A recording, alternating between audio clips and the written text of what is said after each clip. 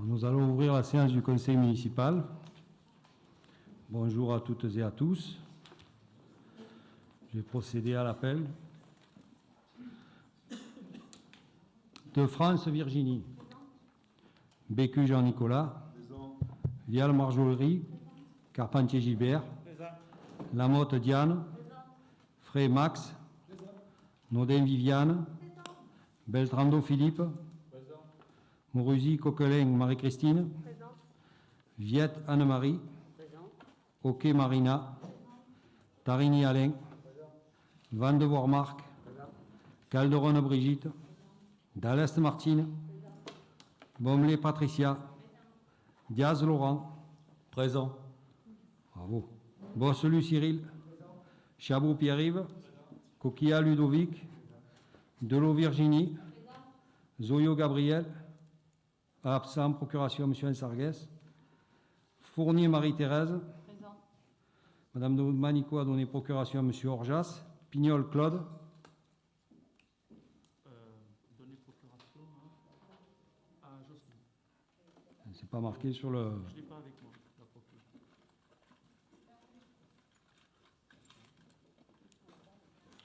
La procuration est...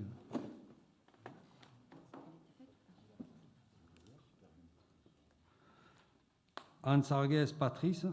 Présent. Orjas Jérôme. Présent. Et Marc Delgrazia, c'est moi.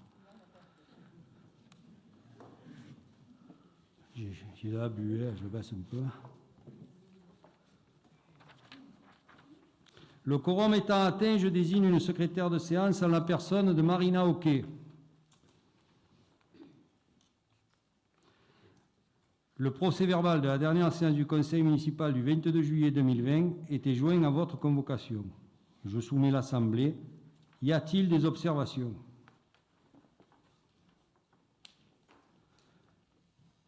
Le procès-verbal est adopté. Je n'ai pris qu'une décision depuis le dernier Conseil municipal. Il s'agit de la convention de partenariat entre l'artiste Rita Parker et la commune. La convention est à votre disposition si vous le souhaitez. Projet de délibération. Désignation des membres de la commission de la commande publique. Le conseil municipal du 22 juillet dernier a créé la commission de commande publique comprenant une commission d'appel d'offres, une commission de délégation de services publics ainsi qu'une commission d'ouverture des plis. La note de synthèse du dossier de séance vous apporte toutes les informations relatives au fonctionnement de la commission de la commande publique. Je vous propose de procéder séparément, comme nous le demande notre institution préfectorale, à l'élection des 5 membres de la composante de la commission de la commande publique. Pour la commission d'appel d'offres, la liste Jérôme Orjas présente les membres titulaires suivants, messieurs Orjas, Pignol et Ansargues, et les membres suppléants, mesdames Bontoux, Domanico et Fournier. La liste Marc Delgrazia présente les membres titulaires suivants, messieurs Frey, madame Lamotte, monsieur Tarini, monsieur Bécu, madame Delot, les membres suppléants, madame De France, monsieur Beltrando, madame Oquet, madame Mourouzi, Coquelin et madame Calderon. Nous allons procéder au vote ainsi qu'au dépouillement.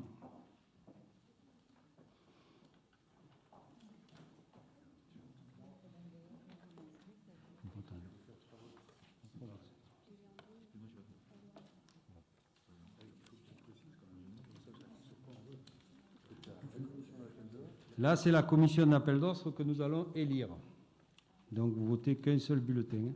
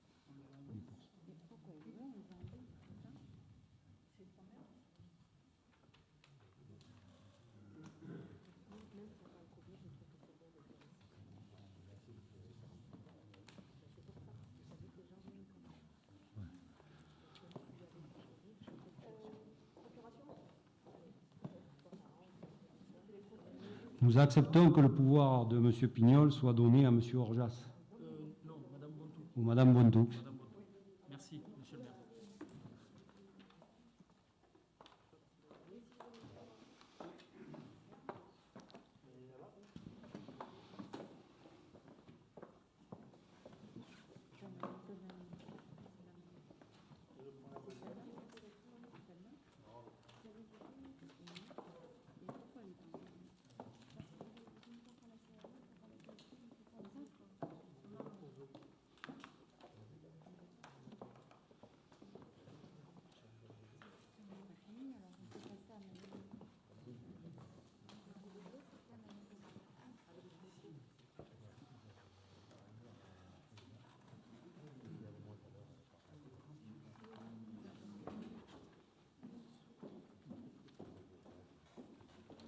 Pardon, excusez-moi.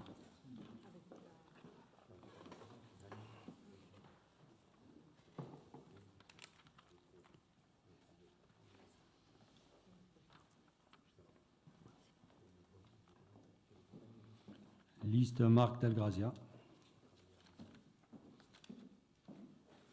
Liste Marc Delgrazia. Liste Marc Delgrazia. Marc Delgrazia. Marc Delgrazia. Marc Delgrazia.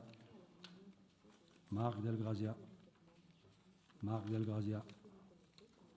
Marc Delgrazia. Marc Delgrazia.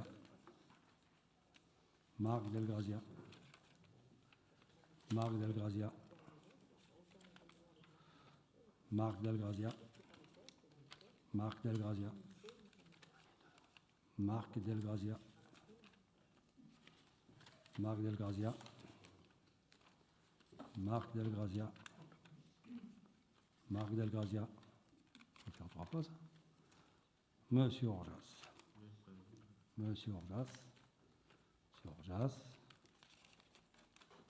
Monsieur Orjas. Monsieur Orjas. Monsieur Orjas. Monsieur Orjas. Marc Delgrazia.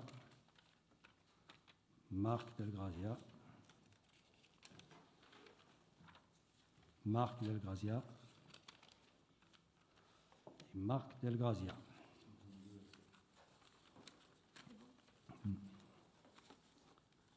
Combien il y en a? Ah, il y en a. Ah, il y en avait deux. Les résultats, la liste Jérôme Orjas obtient 7 voix, la liste Marc Delgrazia obtient 22 voix, le quotient électoral est de 5,8. À la suite de l'attribution des sièges, le quotient et des sièges de reste, la liste Jérôme Orjas obtient 1 siège, la liste Marc Delgrazia obtient 4 sièges. Sont ainsi déclarés élus M.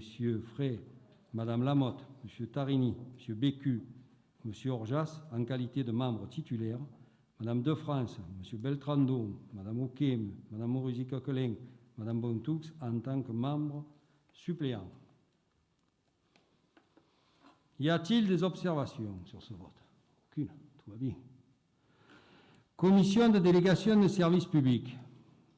Liste Jérôme Orjas présente les membres titulaires suivants. M. Orjas, Pignol, Ansarguès. Les membres suppléants suivants, Mesdames Bontoux, Domanico et Fournier. La liste Marc Delgrazia présente les membres titulaires suivants. Monsieur Frey, Mme Lamotte, M. Tarini, M. Bécu, Mme Delot.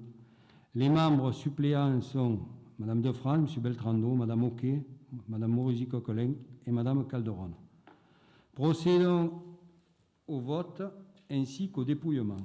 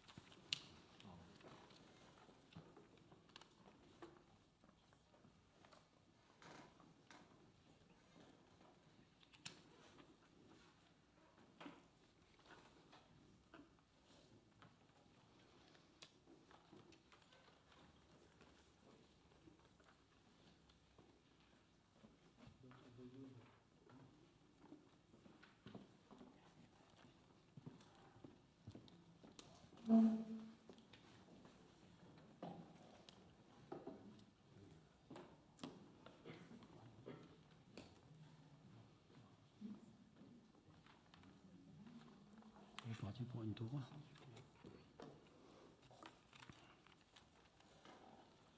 Marc Delgrazia. Marc Delgrazia. Marc Delgrazia. Marc Delgrazia. Marc Delgrazia. Marc Delgrazia. Marc Delgrazia. Marc Delgrazia. Marc Delgrazia. Marc Delgrazia. Marc Delgrazia. Marc Delgrazia.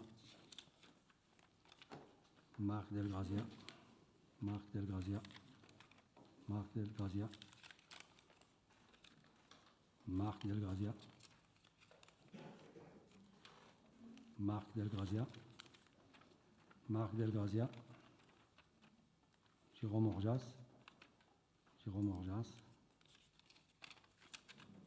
Jérôme Orjas. Jérôme Orjas. Jérôme Orjas. Jérôme Orjas. Jérôme Orjas. Marc Delgrazia. Marc Delgrazia. Marc Delgrazia. Et Marc Delgrazia.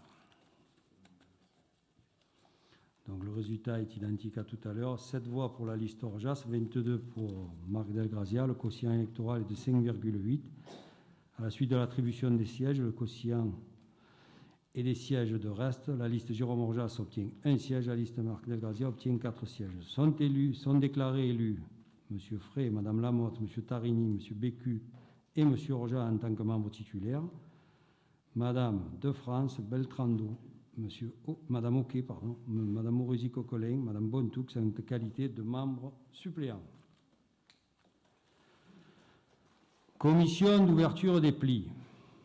Liste Jérôme Orjas. Présente les membres titulaires suivants. M. Orjas, M. Pignol, M. Ansargues. Les membres suppléants, Mesdames Bontoux, Domanico et Fournier. Liste Marc Delgrazia présente les titulaires suivants. M. Frey, Mme Lamotte, M. Tarini, M. Bécu, Mme Delot.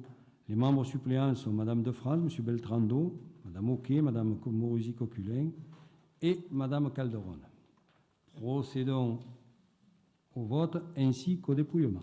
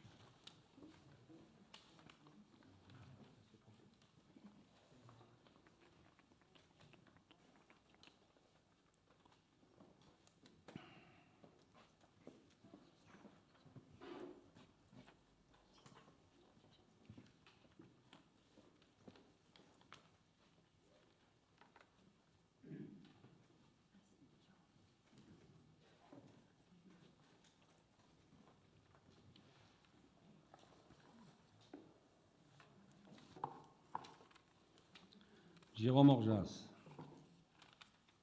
Marc Delgrazia, Marc Delgrazia, Marc Delgrazia, Marc Delgrazia, Marc Delgrazia, Marc Delgrazia, Jérôme Orjas, Marc Delgrazia, Marc Delgrazia, Marc Delgrazia, Marc Delgrazia, Marc Delgrazia, Marc Delgrazia, Marc Delgrazia, Marc Delgrazia, Marc Delgrazia, Marc Delgrazia, Marc Delgrazia, Marc Delgrazia, Marc Delgrazia, Marc Delgrazia, Marc Delgrazia, Jérôme Orjas, Jérôme Orjas, Jérôme Orjas, Jérôme Orjas, Jérôme Orjas et Marc Delgrazia. Toujours pareil. La liste Jérôme Orjas obtient 7 voix, liste Marc Delgrazia obtient 22 voix, le quotient électoral est de 5,8. À la suite de l'attribution des sièges, le quotient et des sièges de reste, la liste Jérôme Orjas obtient 1 siège et la liste Marc Delgrazia obtient 4 sièges.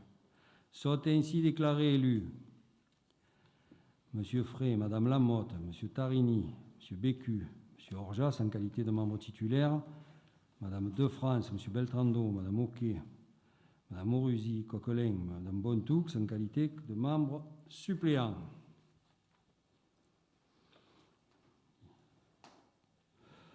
Désignation des membres du CCAS.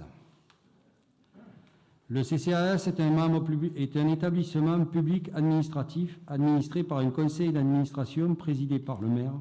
Il a des missions obligatoires et facultatives. Le conseil d'administration est composé en nombre égal d'élus et de membres nommés que nous avons fixés à 6 lors du conseil municipal du 22 juillet. Il convient que les conseillers municipaux qui désirent déposer une liste permettant l'élection des membres élus du membre CCAS. Les listes déposées sont 1. La liste Jérôme Orjas, présentée M. Zoyo, Mme Domanico. La liste Marc Delgrazia présente Mme Nodin, Mme Calderon, Mme Morusi-Coquelin, Mme Bomlé, Mme Delot et M. Bosselu. Procédons au vote ainsi qu'au dépouillement.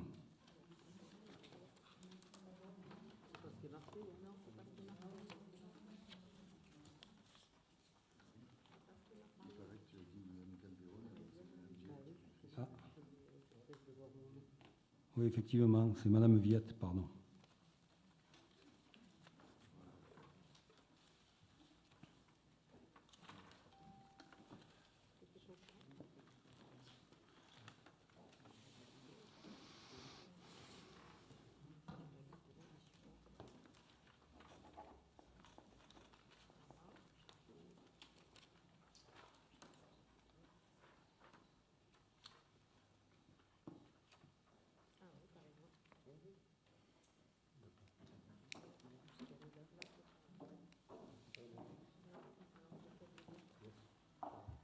Sur vos listes, c'est Mme Calderon.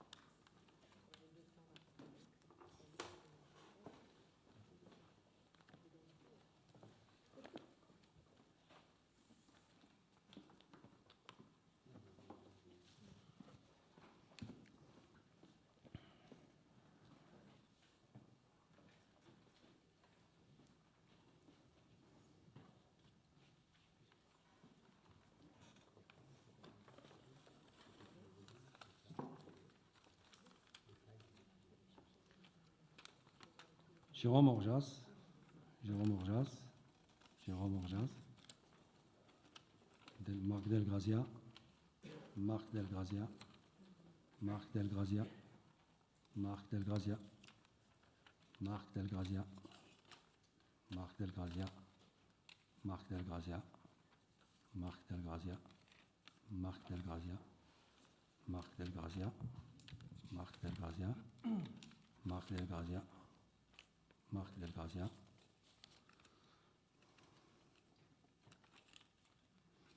Marc Delgrazia, Marc Delgrazia, Marc Delgrazia, Marc Delgrazia, Marc Delgrazia, Monsieur Orja, Jérôme Orja, Jérôme Orja, Jérôme Orja,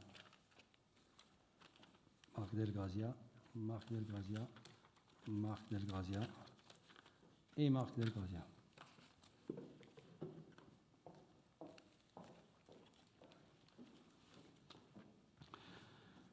Liste Jérôme Orjas obtient 7 voix, liste Marc Delgrazia obtient 22 voix, quotient électoral 4,8. À la suite de l'attribution des sièges de quotient et des sièges de reste, la liste Jérôme Orjas obtient 1 siège et la liste Marc Delgrazia obtient 5 sièges. Sont ainsi déclarés élus Mme Naudin, Mme Viette, Mme Mourouzi-Coquelin, Mme Bommelet, Mme Delot et M. Zoyo. Je vous rappelle que le second collège des membres nommés est constitué de représentants d'associations et sont choisis par le maire. Ce choix est entériné par un arrêté dont une copie sera notifiée aux intéressés. Je vous remercie. Troisième point. Garantie d'emprunt de l'opération Léo de Rocafortis réalisée par Unicil. Rapporteur Jean. Monsieur le maire, Pardon. juste, je voudrais intervenir sur la délibération numéro 2. Puisque nous parlons de CCAS, je voulais savoir si la commune de Roquefort-la-Bédoule, enfin le CCAS de la commune de Roquefort-la-Bédoule, avait déclenché le plan canicule, comme l'ont fait Cassis, Céreste, Gémenos, lorsque le préfet a déclaré le département en état de canicule. Le CCAS a bien déclenché le plan canicule. Nous nous sommes référés tout au long de l'été aux directives des directives préfectorales. Donc nous avons fait très attention à ce que le plan canicule soit respecté et soit surtout déclenché en temps et en heure. Des affichages ont été faits sur le panneau, le grand panneau qui est lumineux, en permanence, pour prévenir la population les jours. Et sur les sites de Roquefort-la-Bédoule et sur le site Facebook, nous avons tenu à jour au quotidien l'évolution du plan canicule préfectoral. Très bien. Garantie d'emprunt de l'opération Rocafortis réalisée par Unicil. Rapporteur Jean-Nicolas Bécu. Merci, monsieur le maire. La société Unicil, qui est un bailleur social, sollicite une garantie d'emprunt pour l'opération Léo de Rocafortis, avenue du docteur Michelangeli. Cette opération comporte 2 bâtiments, soit 24 logements et un local professionnel. Il y aura 2 T1 et 4 T2 qui seront des logements sociaux. Alors, avant de vous définir exactement cet emprunt et la garantie qu'on apporte, je voudrais juste faire un rappel parce qu'il y a eu plusieurs questions qui m'ont été posées. Donc, depuis 2001, si je ne dis pas de bêtises, 2003, excusez-moi, la fameuse loi dite Guesso, qui s'appelle aussi SRU, Solidarité et Renouvellement Urbain, fait obligation aux communes de consacrer 20% de leur habitat de résidence principale aux logements sociaux. Et depuis 2013, la loi Duflot, qui est venue la modifier, c'est désormais 25%. Notre commune est carencée, c'est-à-dire qu'il y a plusieurs plans triennaux qui ont pour objectif normalement d'atteindre cet objectif en 2025.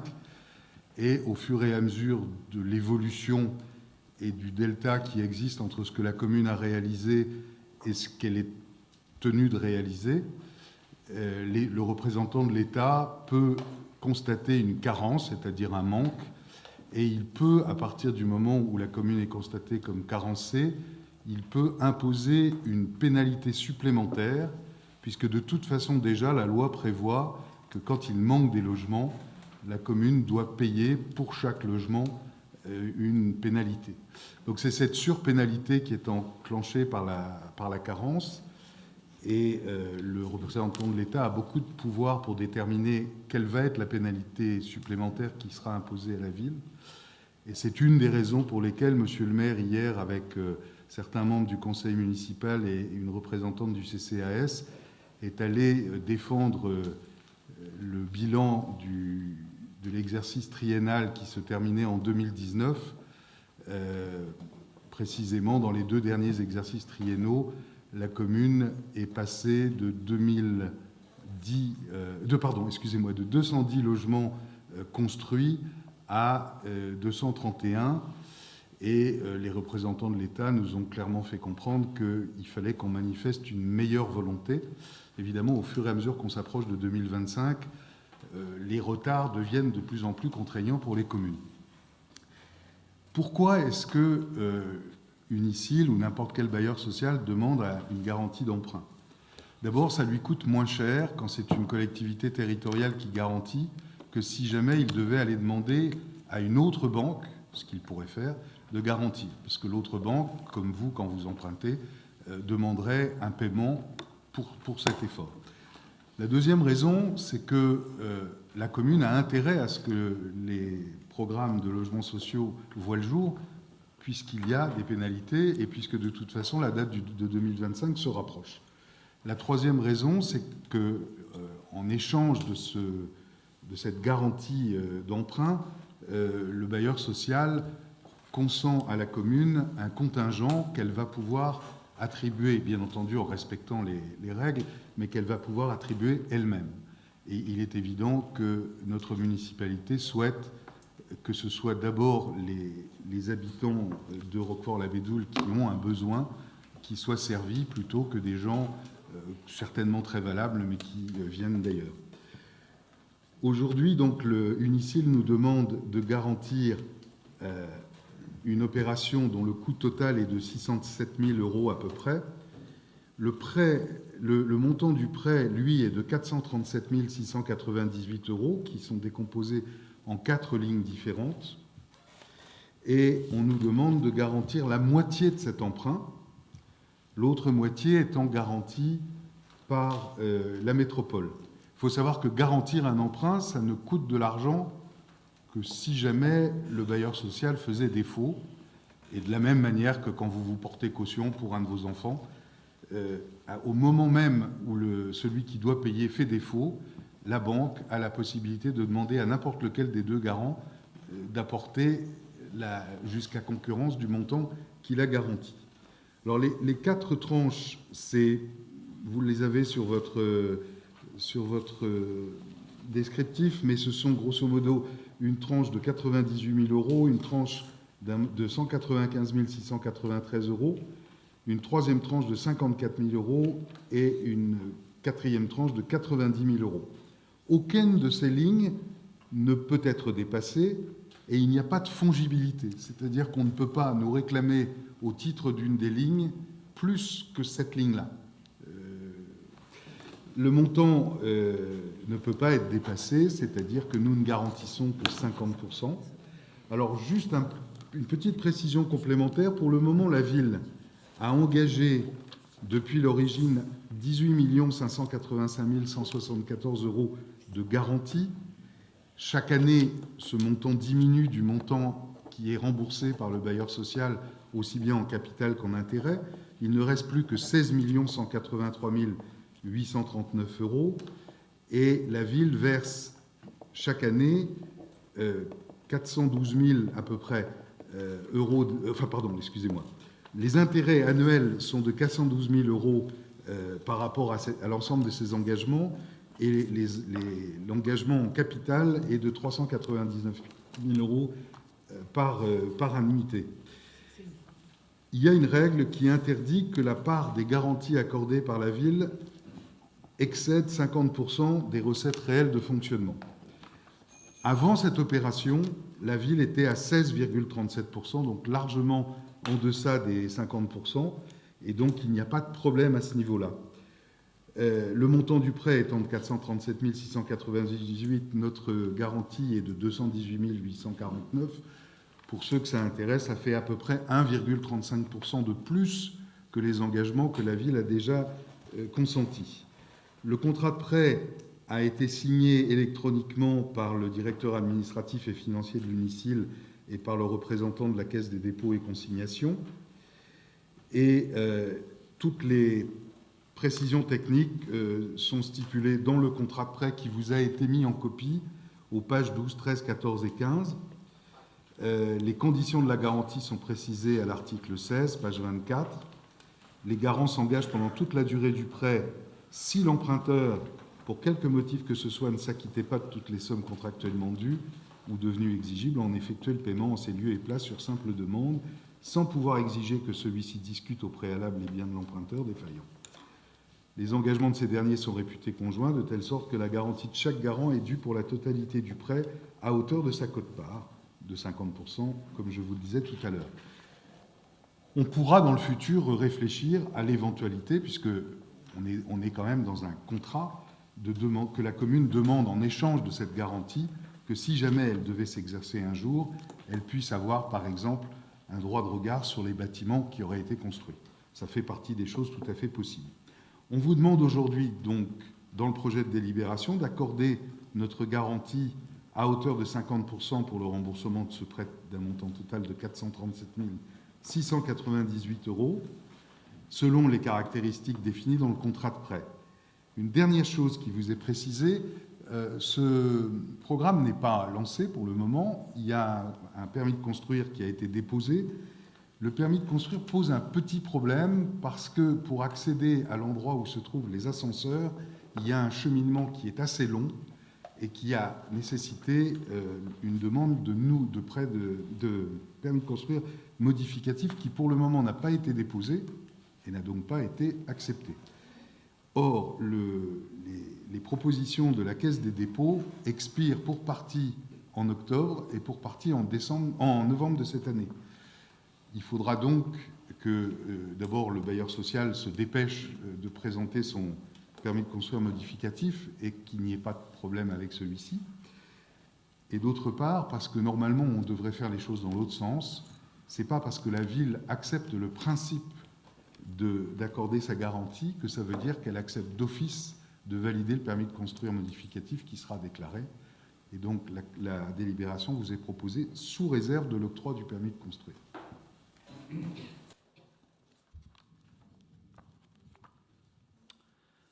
Donc, je vous propose d'octroyer cette garantie d'emprunt à Unicil et autoriser le maire à signer tous les documents relatifs à la présente délibération. Qui vote contre ? Qui s'abstient ? Le vote à l'unanimité. Modification du tableau des emplois permanents de la commune. Dans le cadre de l'évolution des missions de la ville de Roquefort-la-Bédoule et son organisation, je vous propose une modification du tableau des effectifs. Ce tableau permet le recrutement de la nouvelle DGS de la commune, Madame Valérie Berthelot, si elle peut se lever, parce que comme ça vous la verrez, elle est là derrière vous. Voilà. Bienvenue. Ce tableau permet aussi de rassembler le grade de gardien et de brigadier qui ne fait plus qu'un. Madame Guénoul était attachée principale titulaire, on supprime son poste. Madame Berthelot est attachée titulaire, on crée son poste. Dans l'ancien tableau, il y avait un grade de gardien et un grade de brigadier. Le grade s'appelle gardien-brigadier. Donc, on ne crée qu'un seul grade. Cette délibération va de pair avec la suivante. On crée le poste de DGS en emploi fonctionnel pour y détacher Madame Berthelot. Je vous propose de voter cette délibération. Qui vote contre ? Qui s'abstient ? Je sais pas, tu t'abstiens ? Non. Ah non, pardon. Voilà. Le vote est à l'unanimité. Point numéro 5, création d'un poste de directrice générale des services. Et donc, je vous propose de créer l'emploi fonctionnel de directrice générale des services à temps complet à compter du 7 septembre 2020. La délibération va créer l'emploi fonctionnel de directrice générale des services et modifier ainsi le tableau des emplois. Qui vote contre ? Qui s'abstient ? Le vote est adopté à l'unanimité. Modification du régime indemnitaire. Le cadre juridique du régime indemnitaire impose aux collectivités de détailler les conditions d'attribution des primes et indemnités liées au grade et aux filières territoriales et de les actualiser autant de fois que nécessaire après la parution des décrets d'application. Le régime indemnitaire actuel remplace la délibération numéro 11 du 26 mai 2020 et réforme en partie les primes et indemnités liées au grade et aux filières territoriales.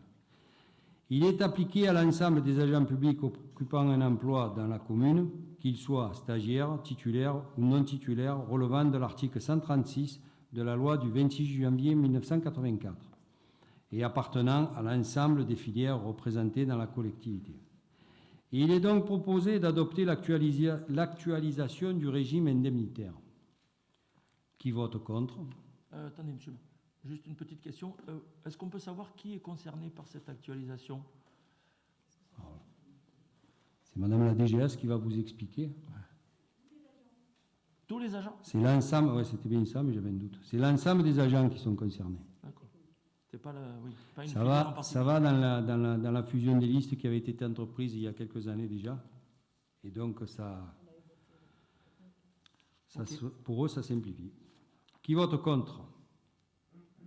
Qui s'abstient? Le vote est adopté à l'unanimité. Fixation de l'indemnité des élus. Conformément à la réglementation, il appartient au conseil municipal de fixer les indemnités mensuelles de fonction des élus. Ces indemnités sont, pour les élus municipaux d'une ville comme Roquefort-la-Bédoule, plafonnées à une enveloppe globale dont le calcul et le détail est précisé sur votre dossier de séance. Cette délibération aura effet rétroactif depuis le 4 juillet. Je vous propose de fixer le montant des indemnités des élus comme indiqué sur le projet de délibération. Qui vote contre? Une petite remarque. Est-ce qu'à l'occasion de cette délibération, on pourrait connaître les délégations de chaque élu, puisque indemnité veut dire délégation et inversement? Est-ce que vous avez confié à chaque... Est-ce que vous avez l'intitulé de chaque délégation, de chaque élu?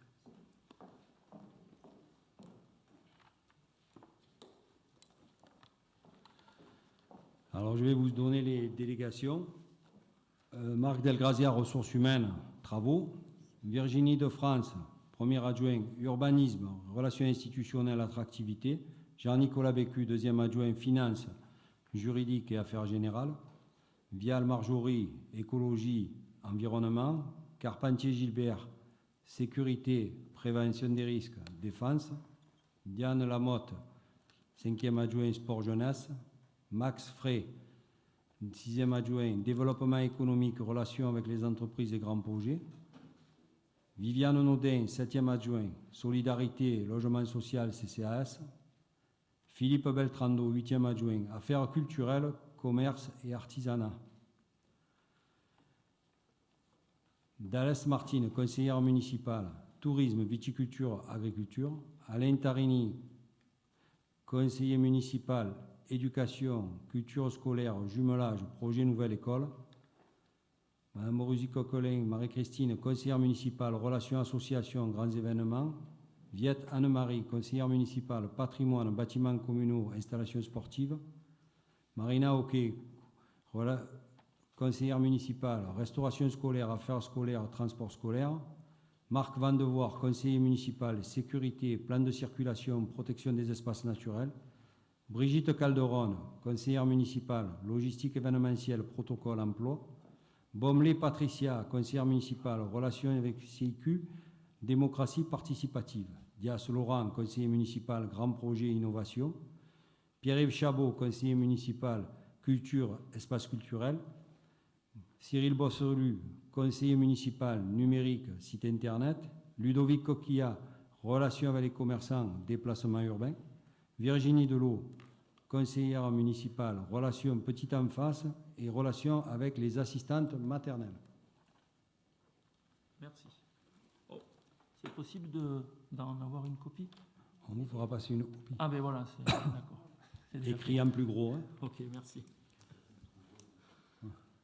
Donc, pour le régime indemnitaire des élus, qui vote contre? Qui s'abstient? Notre groupe, Vous abstenez? oui, au motif que nous n'avons pas participé à l'élaboration de ce tableau, tout simplement, et que nous ne sommes pas concernés. D'accord. Donc, 7 voix, Cette abstention. 7 abstentions. OK. Donc, 22 voix pour, 7 abstentions, 0 contre.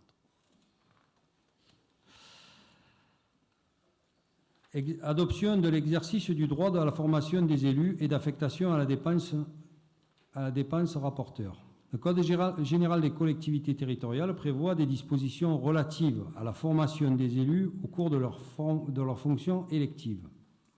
Il ajoute que le législateur a introduit l'obligation de délibérer dans les 3 mois suivant son renouvellement l'exercice du droit à la formation de ses membres. Les dépenses de formation ne peuvent excéder 20% et être inférieures à 2% du montant total des indemnités qui peuvent être allouées aux élus de la commune. Le droit individuel de formation, le droit à la formation des élus et les orientations de cette formation sont détaillés dans la note de synthèse de votre dossier. Je vous propose de fixer le crédit ouvert à ce titre à 4 000 €. Il était prévu au budget 2020 au compte 6535. Je soumets cette nouvelle délibération au vote. Qui vote contre? Juste une petite remarque, Monsieur le maire. C'est assez difficile à suivre puisqu'on avait un paragraphe A sans paragraphe B et un paragraphe 2 sans paragraphe 1. Bon, on déduit que le 2 était équivalent du B, je suppose. Voilà, et nous voterons pour parce que il faut que la formation des élus soit un sujet important. C'est un sujet important. Là. Voilà, sujet important. Qui vote contre? Qui s'abstient? Le vote est adopté. Conditions et modalités de règlement des frais occasionnés par les déplacements temporaires des détenteurs de mandats électifs locaux. Le rapporteur, M. Bécu. Le décret numéro 2019-139 du 26 février 2019 fixe les conditions et les modalités de règlement des frais occasionnés par les déplacements temporaires tant des agents publics des 3 versants de la fonction publique que des détenteurs de mandats électifs locaux. Ainsi, les membres du conseil municipal pourront bénéficier d'une prise en charge des dépenses engagées dans le cadre de l'exécution de leur mission. Alors, il y a les frais d'exécution d'un mandat spécial ou frais de mission qui sont définis par les articles qui figurent dans votre dossier, et c'est essentiellement les frais de séjour, hébergement et restauration, et les dépenses de transport. Les frais pour se rendre à des réunions hors du territoire de la commune, les frais de séjour, de déplacement et d'enseignement des élus à l'occasion des formations, en dehors du DIF, du droit à la formation qui est géré différemment, et les dépenses exceptionnelles d'assistance et de secours engagées en cas d'urgence sur leur denier personnel. Bien entendu, les frais de déplacement courants sur le territoire de la commune seront couverts par leur indemnité de fonction.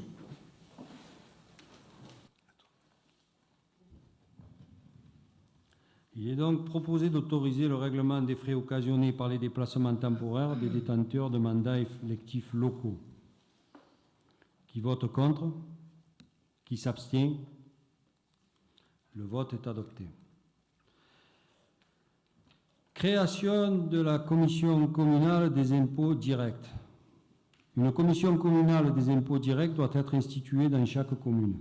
Elle est composée du maire ou d'un adjoint délégué, président de la commission, de 8 commissaires titulaires, de 8 commissaires suppléants pour les communes de plus de 2000 habitants. La durée de mandat des membres de la commission est la même que celle des mandats du conseil municipal. La désignation des commissaires est effectuée par le directeur général ou départemental des finances publiques. Nous devons simplement voter une liste. Vous trouverez dans votre dossier de séance. Je soumets donc au vote. Monsieur le maire, je voudrais faire une petite remarque au sujet de cette délibération. Alors, je me suis amusé à regarder un peu précisément qui composait la liste que vous présentez. Et je me suis aperçu que 43%, soit 14 membres de cette liste, sont issus de la liste Roquefort-Labédoul L'Avenir. premier tour et deuxième tour confondus. Alors, bien évidemment, je m'interroge sur l'objectivité de cette commission teintée pour moitié politiquement. Alors, vous allez répondre à ma question probablement. Est-ce que ça serait une sorte de récompense à vos colistiers, ceux qui ne sont pas élus, ou les gens qui vous ont soutenu pendant la campagne? Je vous remercie.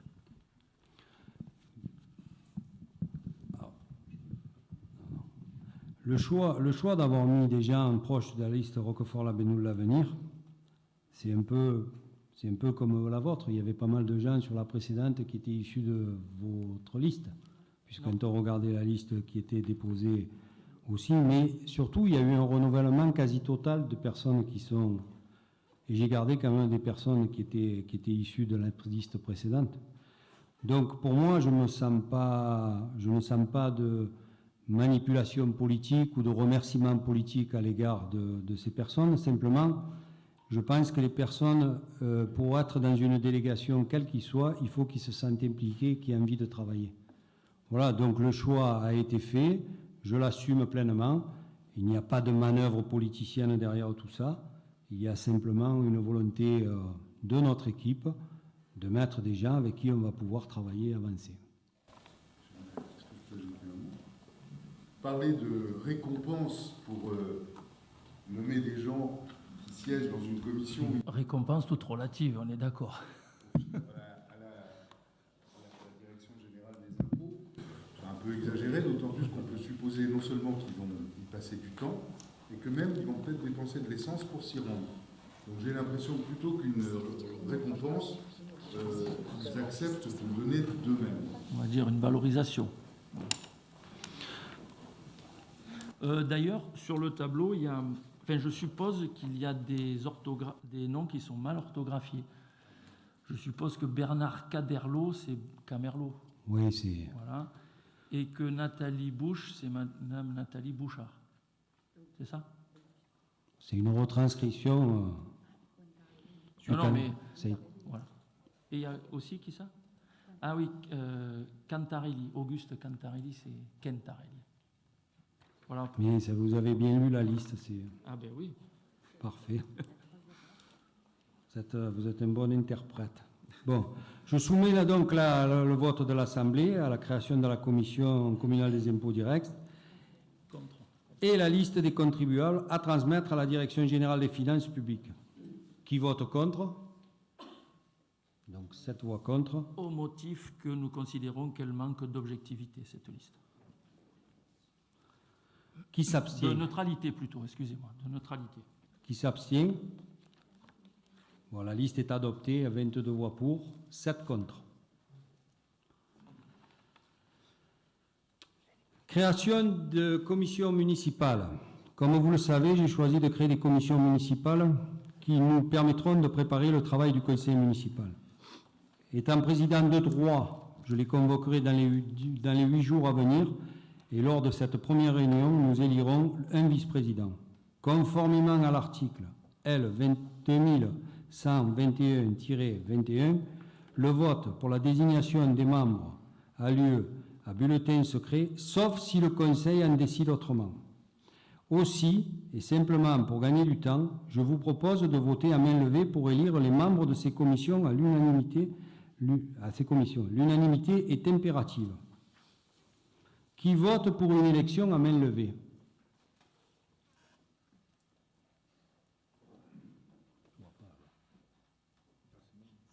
C'est bon, à l'unanimité.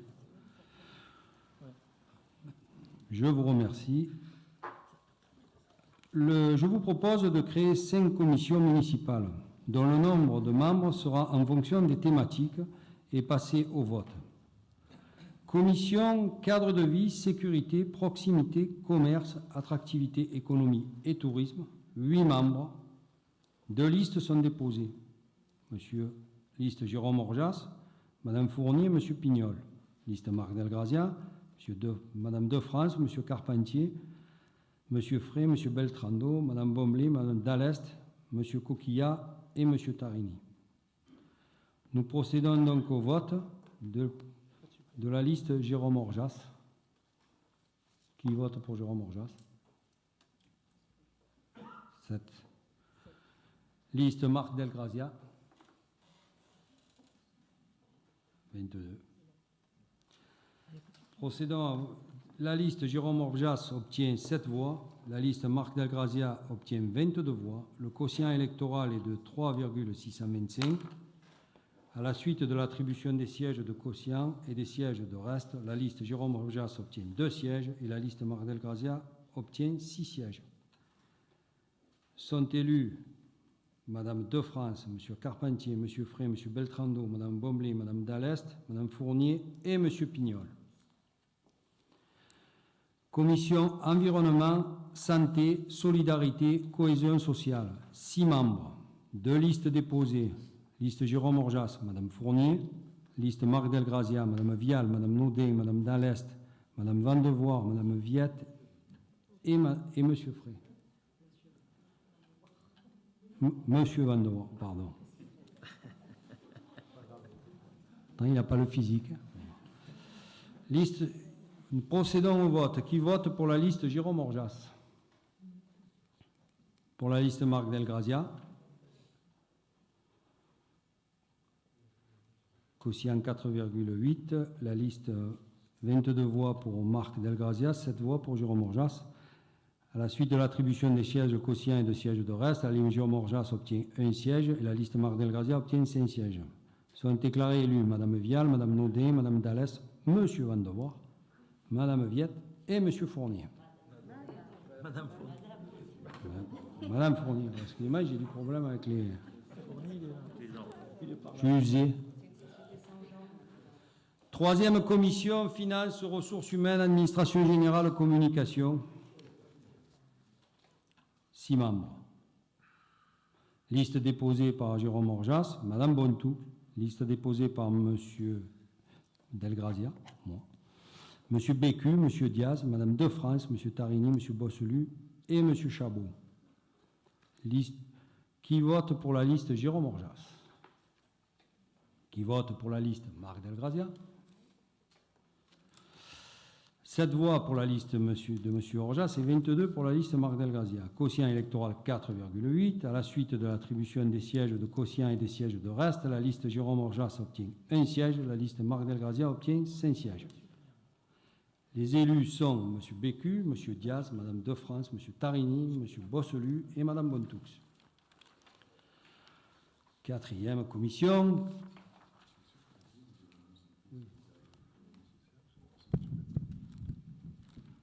On l'a fait, non?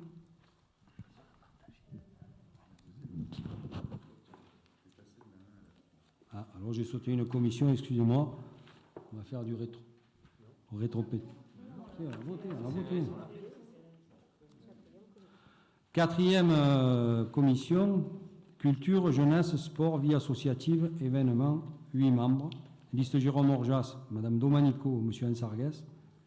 Liste Marc Delgrazia, Madame Lamotte, Monsieur Beltrando, Monsieur Chabot, Madame Mourouzi-Coquelin, Madame Delot, Monsieur Diaz, Madame Calderon et décidément, Madame Dallest. Liste qui vote pour la liste Jérôme Orjas? Pour la liste Marc Delgrazia,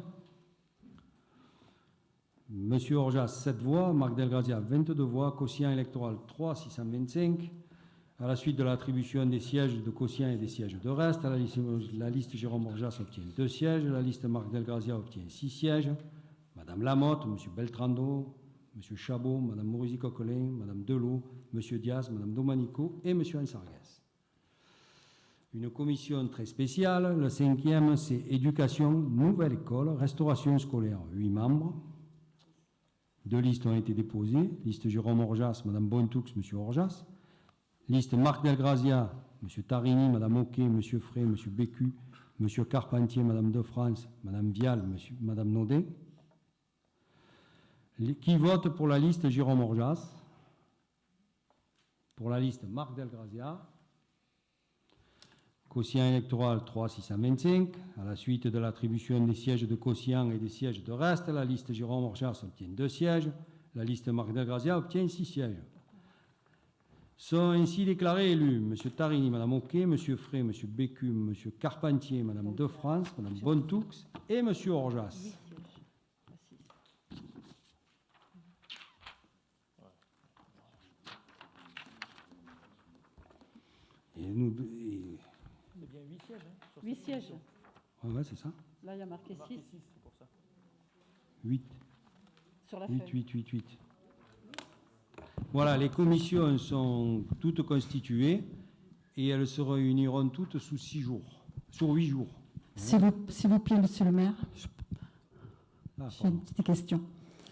Au sujet des commissions, les règles de fonctionnement des commissions peuvent être fixées par le conseil municipal dans le règlement de celui-ci.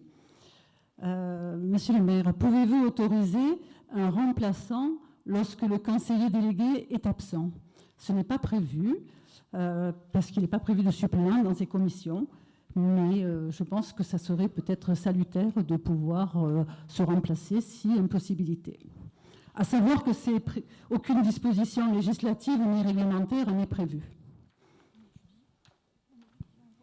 Écoutez, on va regarder si c'est possible ou pas, si on a le droit de le faire. Si le droit, pourquoi pas. Et ça sera de toute façon étudié avec le règlement intérieur du conseil, Tout à fait. du conseil municipal. Si j'ai bien compris, il ne s'agit pas de commission municipale ouverte. Non. Voilà. Donc, avez-vous l'intention de créer des comités consultatifs pour tout problème d'intérêt communal? Oui, ça a été prévu. Des commissions ouvertes vont être créées. Mais dans un premier temps, nous avons constitué d'abord les commissions, telles que ça avait été précisé lors du dernier conseil municipal. Je vous remercie. Désignation des représentants de la commune au sein du parc naturel régional.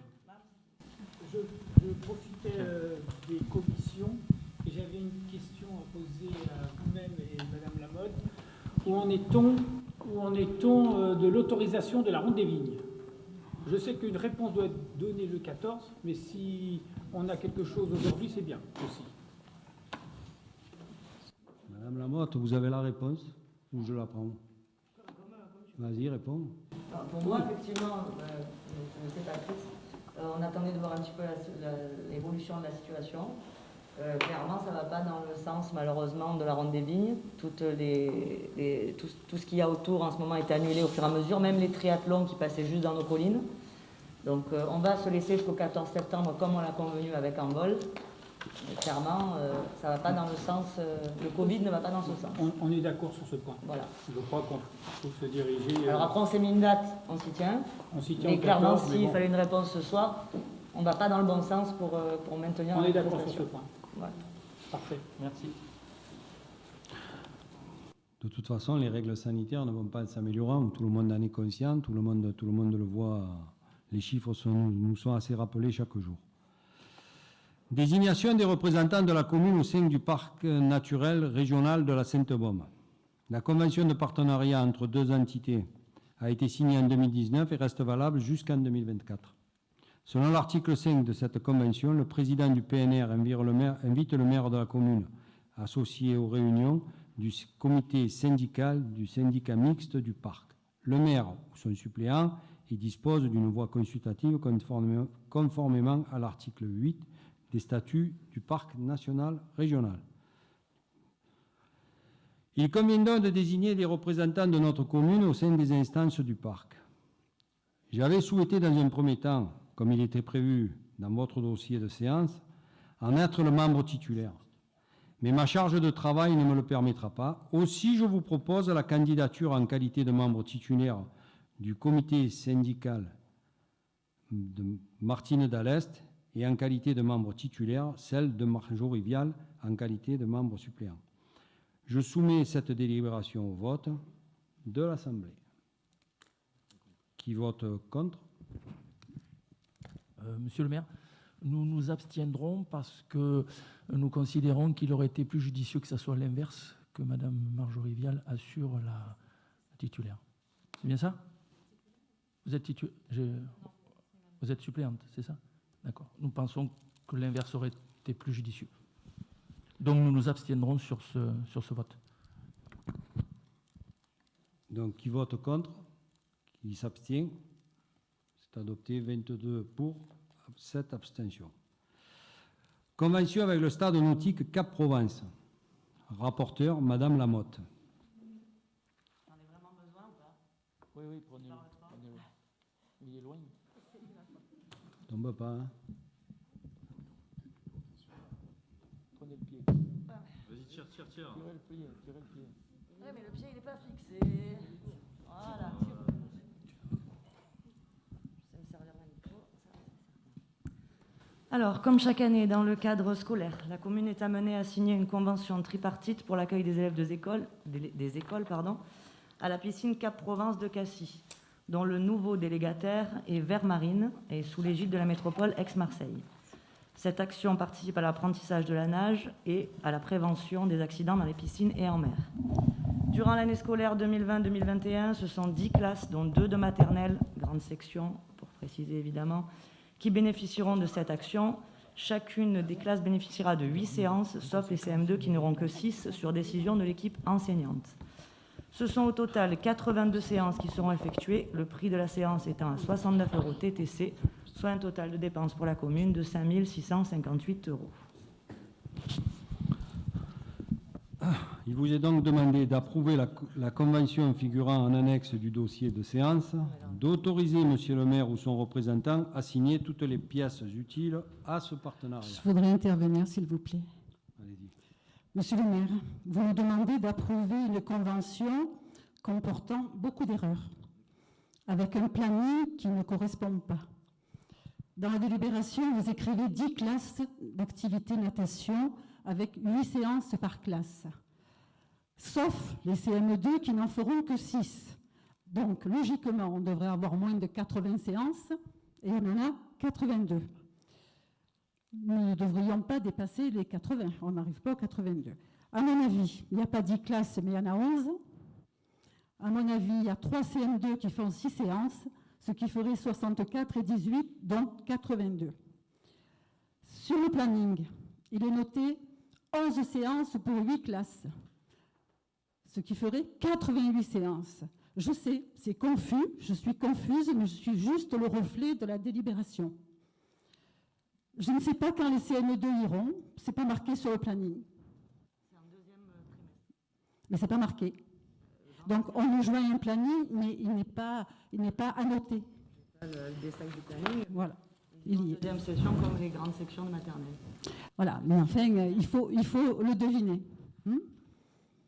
Bon, nous sommes évidemment pour les séances de natation, mais cette délibération est incohérente, peu soignée, et nous ne pouvons la voter dans l'état. Donc, nous nous abstiendrons. Eh bien, c'est parfait. Qui vote contre? On ne sait jamais. Qui s'abstient? Donc vous êtes abstenu. La délibération est adoptée. Merci pour les jeunes, hein, quand même. Pas grave, madame, c'est pas grave. Merci aussi pour la clarté de votre délibération, monsieur le Pas de maire. mal. Vous savez, quand on va prendre un... Enfin, bon, on va pas... Non, c'est juste la Bon, comptabilité. état d'assiette des coupes de bois dans la forêt de Roquefort-la-Bédoule. Rapporteur, monsieur Van de Voort. Dans le cadre de la gestion des forêts des collectivités relevant d'un régime forestier, l'Office national des forêts est tenu chaque année de porter à la connaissance des collectivités propriétaires les propositions d'inscription des coupes à l'état d'assiette. Il s'agit des coupes prévues au programme du plan d'aménagement forestier en vigueur, ainsi que le cas échéant des coupes que l'ONF considère comme devant être effectuées en raison de motifs techniques. Sur proposition de l'ONF, il vous est donc proposé de valider les coupes précisées dans le tableau de votre dossier de séance et la destination des coupes de produits ainsi que des modalités de commercialisation. Alors sur le tableau, lorsque j'ai lu le tableau, je me suis demandé ce que voulait dire AMEL et SAN dans les types de coupes. Coupe AMEL, ça veut dire amélioration dans le futé du pendalepte, et SAN, ça veut dire coupe sanitaire dans le futé du pendalepte. Voilà.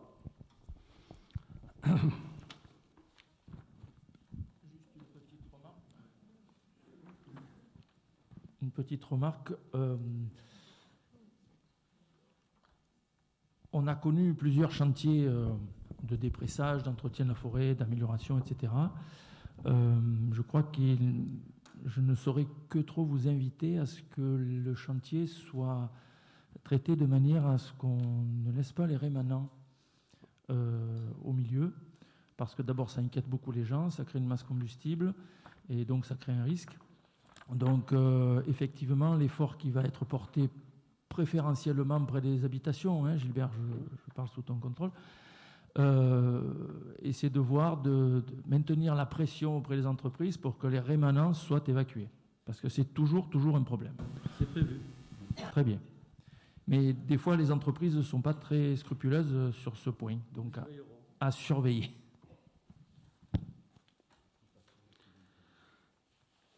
Alors, qui vote contre? Qui s'abstient? Vote adopté. Convention et clause particulière pour l'attribution des droits de chasse en forêt communale de Roquefort-la-Bédoule. Rapporteur, M. Carpentier.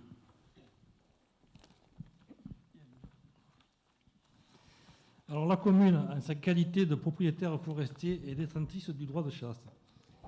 La gestion synégétique des forêts communales, indissociable de la gestion forestière, prend en compte les dispositions du Code forestier et du Code de l'environnement. La gestion et le développement durable des forêts impliquent, à travers la réalisation du plan de chasse, la recherche d'un équilibre sylvo-synégétique permettant la régénération naturelle, aussi bien qu'artificielle, des peuplements forestiers dans des conditions satisfaisantes pour les communes forestières. La pratique de la chasse participe à la gestion durable du patrimoine faunique. Elle est qualifiée par la loi d'activité à caractère environnemental, culturel, social et économique. La faune sauvage fait partie intégrante des milieux forestiers et contribue en présence maîtrisée à la biodiversité. Seule la chasse gérée et organisée dans les règles permet d'assurer un véritable équilibre agro-sylvo-synégétique. Les adhérents de la société de chasse de Roquefort-la-Bédoule deviennent, au terme de la convention, titulaires exclusifs du droit de chasse sur le territoire d'environ 395 hectares, selon le mode de chasse autorisé et pour les gibiers autorisés. La convention renouvelée pour une nouvelle année durée de 2 ans définit les droits et devoirs des parties prenantes et apporte à la commune propriétaire forestier les garanties techniques nécessaires à la bonne gestion de son patrimoine. Monsieur le maire propose d'accorder le droit de chasse exclusif à la société de Roquefort-la-Bédoule. Le concessionnaire devra régler, le concessionnaire c'est la société de chasse, à l'ONF des frais de dossier ayant pour objet d'indemniser de matière forfaitaire le coût technique et administratif de l'instruction et du suivi de la concession pendant toute sa durée. Ces frais s'élèvent à 180 € TTC. La convention est proposée en annexe 7 du dossier de séance.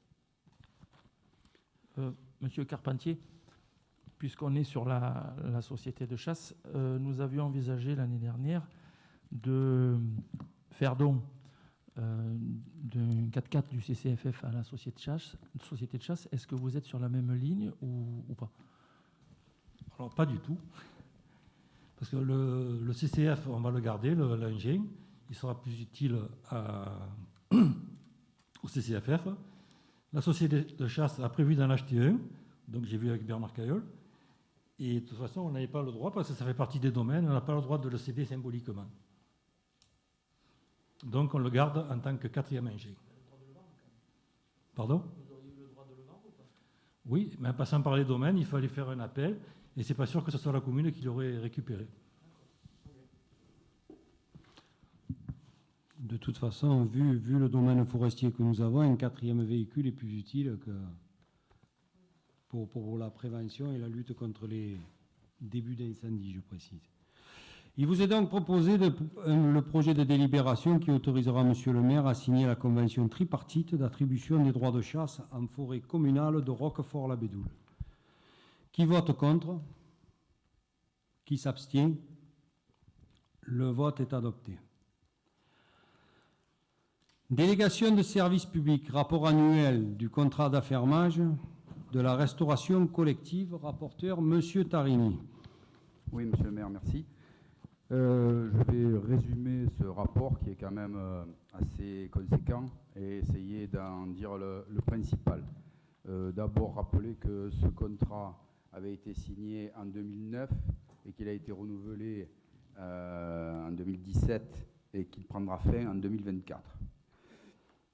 Le contrat prévoit que Sodexo doit exercer un certain nombre de missions, évidemment, l'élaboration des menus, l'approvisionnement, la confection des repas, la livraison des repas en ce qu'on appelle en liaison chaude pour le restaurant des maternelles et en liaison froide pour la crèche, le nettoyage et l'entretien et la maintenance de tous les équipements, l'assistance, le conseil et les actions de formation auprès des personnels, la gestion, la comptabilité, la facturation, l'encaissement du prix des repas auprès des usagers. À l'école élémentaire, les enfants bénéficient d'une restauration en libre service et les repas comportent un double choix pour les hors-d'œuvre, les produits laitiers et les desserts. Nous souhaitons faire évoluer cette proposition et j'ai étudié avec Sodexo la possibilité de proposer un double choix dans le plat principal de protéines carnées et de protéines non carnées. En gros, en clair, un plat avec de la viande et un plat sans viande, mais protéiné. Le délégataire propose aussi des animations, une fois par semaine, en principe. L'Odyssée du goût, l'écoute de ma planète, c'est la fête, les nouvelles recettes, les missions anti-gaspi, etc., etc. Des ateliers interactifs sont proposés pour notamment sensibiliser les élèves à la nutrition et à la préservation de l'environnement. Donc à ce titre-là, nous essaierons aussi d'aller vers plus de bio et plus de local. La prestation du délégataire a été assurée par 2 commissions annuelles. Une lettre d'information tous les 2 mois est donnée aux parents. Et une enquête globale de satisfaction montre un taux de satisfaction de l'ordre de 77%, au lieu de 70% l'année précédente. L'audit des locaux réalisé par le laboratoire Eurofin a atteint une note de 88%. Des analyses bactériologiques sont effectuées régulièrement. Et Sodexo a concrétisé un plan stratégique de développement durable à travers, j'aime pas, c'est de l'anglais, le Better Tomorrow Plan, qui est développé dans ce rapport. J'aurais préféré qu'ils le disent en français, ça m'aurait arrangé. Bien. La fréquentation est en augmentation importante. On a servi cette année 9 221 repas, soit une moyenne de 7 408 repas hors juillet-août. Donc le total pour 2018-2019 s'élève à 78 597 repas. Le compte de résultat figure dans la partie finance.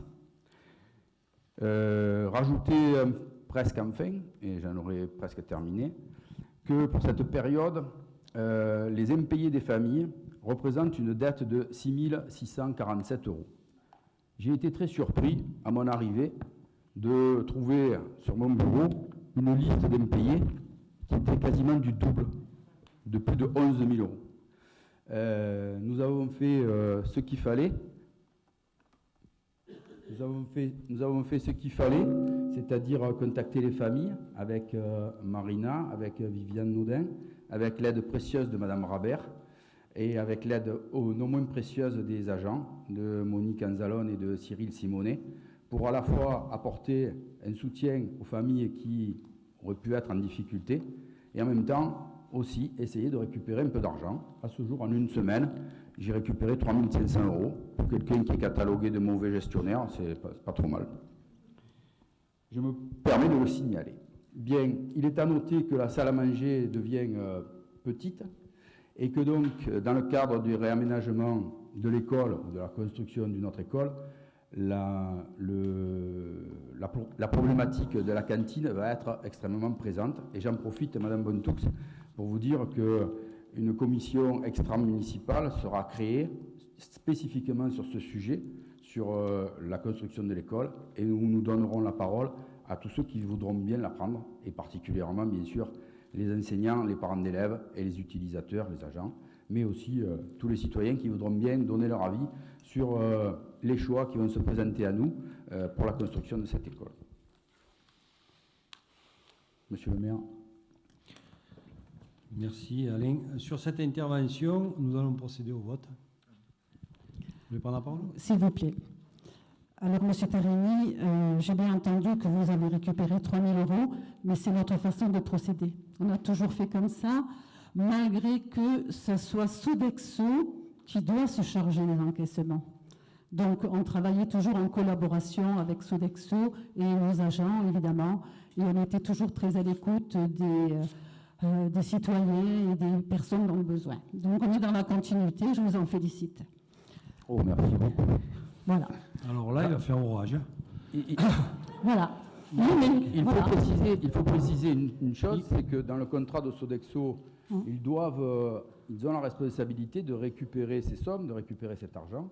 Ils l'ont fait, nous ne sommes intervenus qu'en bout de course, c'est-à-dire que les démarches avaient été faites, un premier appel, une lettre recommandée, et ensuite il n'y a plus rien, il y a l'exclusion de la cantine.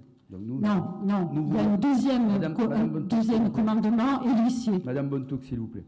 Ensuite, la troisième étape, c'est l'exclusion de la cantine. Donc moi, quand je suis arrivé avec cette dette-là sur la table, je me suis dit qu'il y avait mieux à faire que d'exclure les gamins de la cantine et donc de trouver des solutions. On n'a jamais exclu aucun enfant. Mais je n'ai pas dit que vous en avez exclu, mais j'ai dit que nous ferions tout pour l'éviter et aussi pour récupérer un petit peu d'argent, par équité vis-à-vis des familles qui payent leur cantine, parce qu'après tout, je ne vois pas pourquoi il y en aurait qui paieraient et il y en a qui ne paieraient pas, en aidant celles qui ont des difficultés, j'insiste, en aidant celles qui ont des difficultés.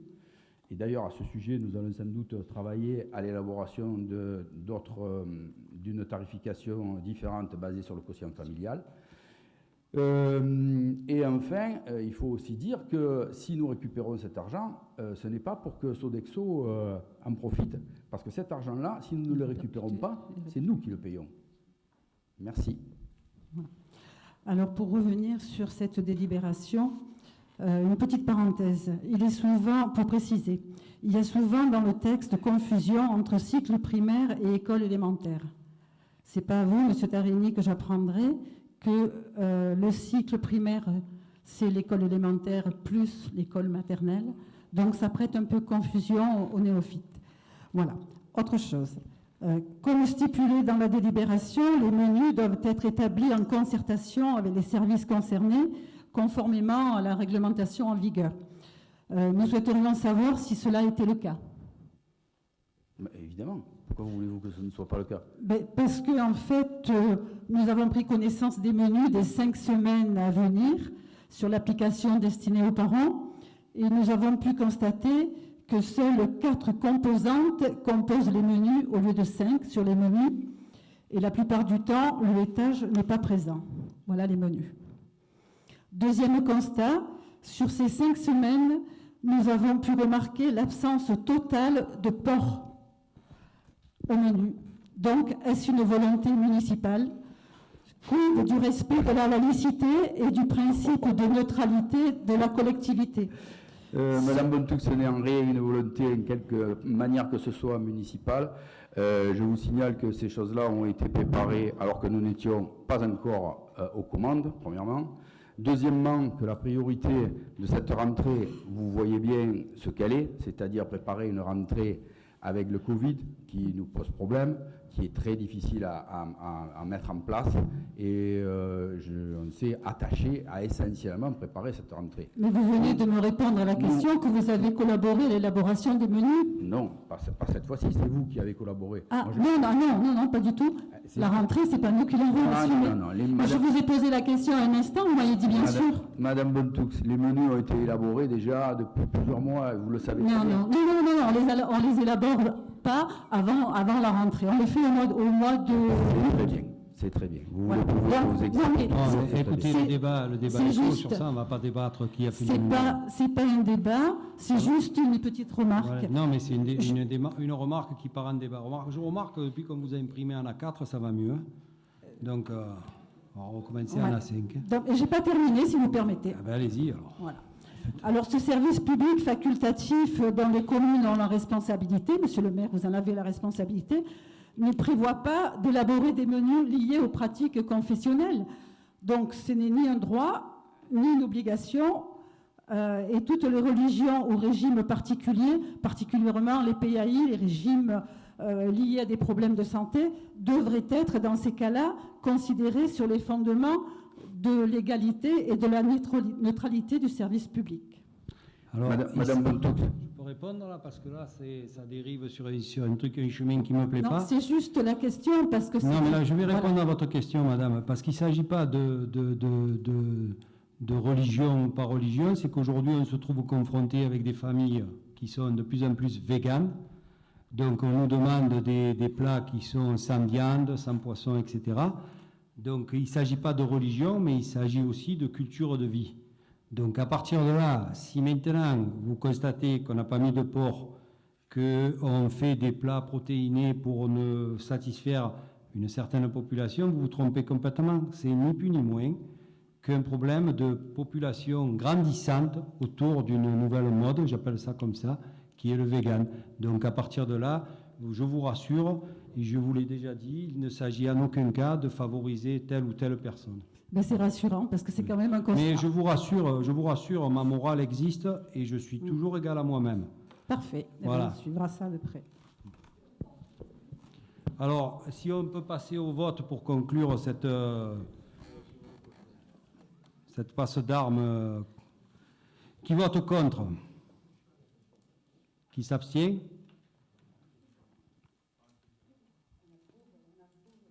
Vous l'approuvez? Alors, là, le vote est adopté à l'unanimité. Alors là, je vais dire... Point numéro 17, dénomination de voirie, impasse des Alliés, place du Souvenir français.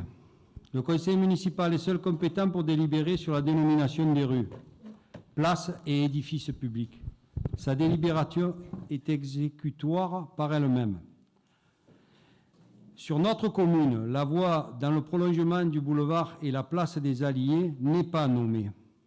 Le nom de impasse des Alliés semble faire l'unanimité et permettrait l'attribution des numéros aux riverains. Les travaux d'aménagement de l'espace devant le cimetière communal sont terminés. Il convient de dénommer cet espace sur lequel se situe le monument du Souvenir français.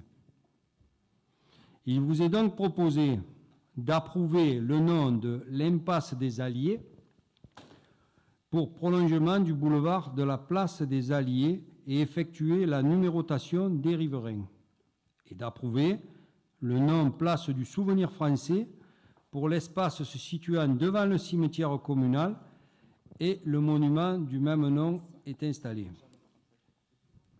En fait, je n'ai pas bien saisi l'assiette de cette proposition d'impasse des Alliés. Mais pour aller... Le lieu exact, enfin la portion exacte de cette impasse. C'est la portion qui va de la place vers les habitations plus basses. Là où il y a monsieur, Voilà. qui descend. Il n'y a pas de numérotation, il n'y a pas de repère. D'accord. Et c'était pas l'ancien chemin de Cuges, le nom? Hein? C'est bien ça. C'est l'ancien chemin de Cuges. Il a donc déjà un nom, en fait. Ok. Et enfin oui. Il est cadastré, mais il n'est pas nommé ancien chemin. Il n'est pas nommé. Il n'est pas nommé et pas numéroté surtout. Ah oui, la numérotation, c'est autre chose. Ok. Au moins, on rendra hommage aux Alliés. On ne va pas me reprocher ça maintenant. Qui vote contre? Qui vote pour? Et qui s'abstient? Voilà, j'ai fait n'importe quoi là. Mais tant pis, bon, c'est adopté à l'unanimité. Décision modificative numéro 2, attribution des subventions de fonctionnement à 6 associations, correction d'une erreur matérielle sur le BP 2020. Madame Maurusi-Coquelin, vous avez la parole. Merci, Monsieur le maire. Donc, lors du budget, le vote du budget primitif 2020, le 25 mai dernier, la délibération 08-2020 a attribué des subventions de fonctionnement aux associations que soutient la commune. Sur le tableau annexé à ce budget figure la liste des associations bénéficiaires et il se trouve que 6 associations ont été oubliées sur ce tableau. Donc les associations qui ont été oubliées, il s'agit de Zéro Ouest, à qui on va attribuer une subvention de 250 €, de l'association Edens, 200 €, ACDA Jumelage, 900 euros. Dalae Taekwondo, 400 euros. La prévention routière, 200 euros. Le Phoenix Club, 400 euros. Ça pour un montant total de 2350 euros pour ces 6 associations. Il vous est donc proposé de rattraper ces associations en leur attribuant les subventions. S'il vous plaît, je veux peut-être vous apporter une petite pierre à notre édifice par l'antériorité. Nous n'avions pas oublié la subvention à la prévention routière. La prévention routière, n'ayant pas renouvelé les conventions par manque de moyens financiers avec les formateurs, ne peut assurer aucune intervention. Donc, nous avions envisagé de doter en matériel le policier municipal qui pourrait se charger de faire la prévention routière à l'école, plutôt que de distribuer une subvention dont nous n'aurions aucun retour dans nos écoles pour nos élèves. Voilà.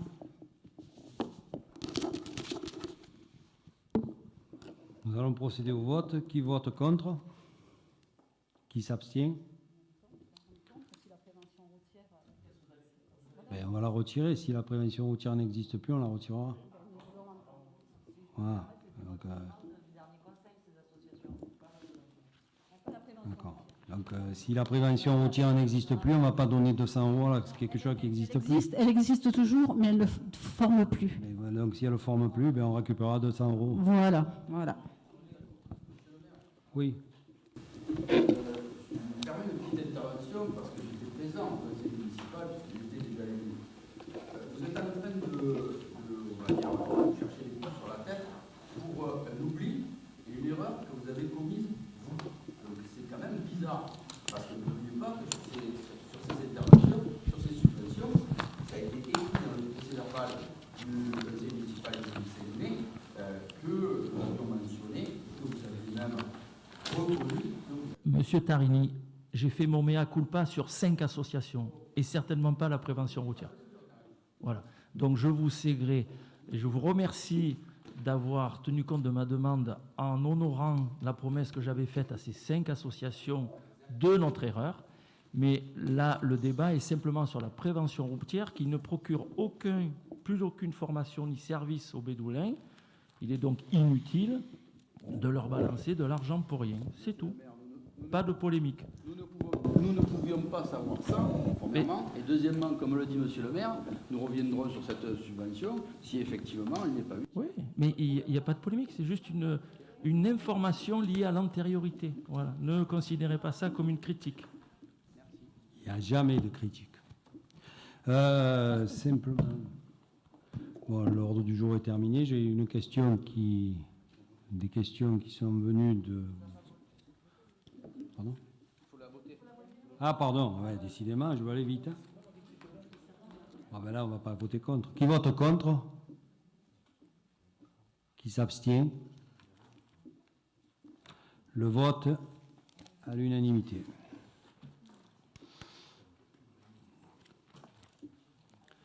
Nous avons reçu des questions de la liste Le cœur et l'action. Est-ce que je voulais donner lecture ou je donne lecture? Moi ou vous? Ah, c'est un pion.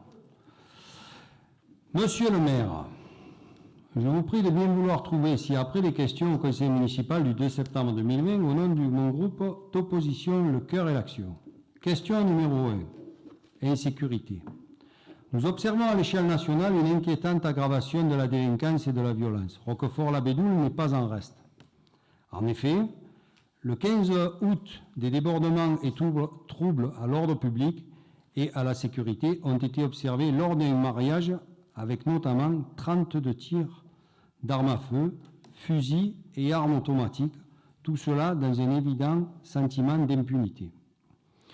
Comme nous le faisons automatiquement auparavant, pourquoi la gendarmerie n'a-t-elle pas été informée de ce mariage afin de sécuriser par sa présence l'espace public et la population et prévenir d'éventuels troubles à l'ordre public?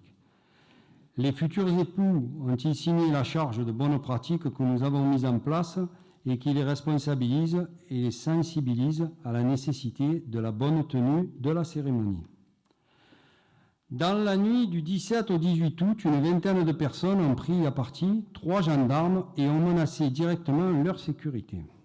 Notre village, pour la première fois, frappé par une émeute de ce type. Cet été, les vols, cambriolages et démarchages frauduleux ont sensiblement augmenté dans notre commune. Tous ces délits et désordres donnent le sentiment à la population que notre village n'est plus tenu. Et la grogne monte.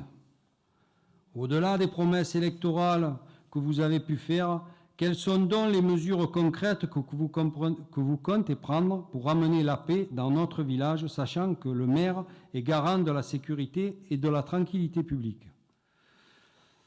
Question numéro 2. Le chantier des 4 chemins est à l'arrêt depuis au moins 6 semaines. Pouvez-vous me donner les raisons de cette interruption? Vous évoquiez dans vos tracts de campagne électorale une mesure qui mettrait immédiatement en place dès le 6 juillet une solution permettant de fluidifier le trafic du carrefour des 4 chemins durant les travaux. Pouvez-vous nous donner les détails de cette solution et son échéancier de mise en œuvre? Pourquoi les horaires et arrêts indiqués sur l'arrêt de bus face à la mairie ne correspondent-ils pas à la réalité de la tournée qui actuellement évite le centre-ville? Je vous prie de bien recevoir, monsieur le maire, l'assurance, mes cordiales salutations.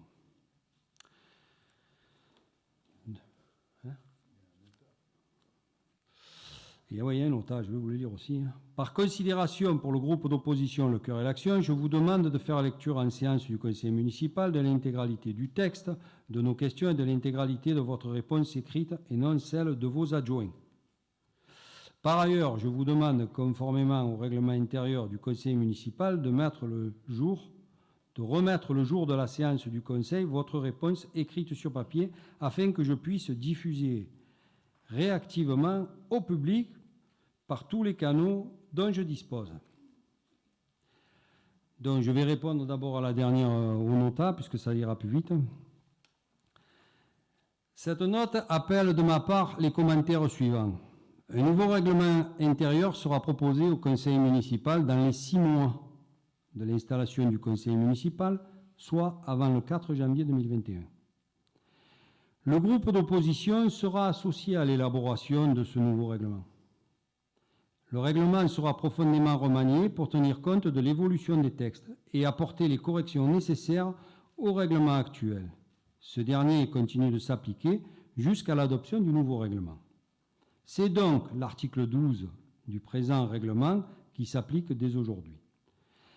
Cet article prévoit que les questions orales sont posées par écrit et qu'après une réponse orale en conseil, une version écrite confirme cette réponse et est remise à l'auteur de la question. Ce sera bien le cas. Si c'est le maire qui a répondu, ce sera sa réponse qui sera mise par écrit. Si c'est un adjoint ou un conseiller municipal délégué qui répond, ce sera bien évidemment leurs réponses qui seront remises par écrit. Première question. Je vais pas la relire, puisque vous avez entendu que le 15, il y a eu un mariage, enfin, soi-disant. Bon, monsieur Orjas, je vous laisse la responsabilité de votre introduction qui me semble davantage répondre au sensationnalisme qu'à une appréciation mesurée de la situation. Vos allégations relatives à des événements qui se seraient produits le 15 août sont très intrigantes. À notre connaissance, aucun mariage n'a été célébré le 15 août à Roquefort-la-Bédoule. Puis encore, la gendarmerie, dûment interrogée, nous informe qu'elle n'a été saisie d'aucune demande relative à un mariage ou à un quelconque autre événement, pas plus qu'à des tirs d'armes à feu. C'est peut-être le feu d'artifice, non ? Se pourrait-il que vous ayez été mal informé ou que vos informateurs cherchent à créer peut-être une psychose? Vous évoquez un sentiment d'impunité. Si cela peut difficilement s'appliquer à une cérémonie qui n'a pas eu lieu, cela peut effectivement s'appliquer aux tragiques événements qui se sont déroulés dans la soirée du 17 août et dont la presse a fait écho, et j'y étais. Je me suis déplacé.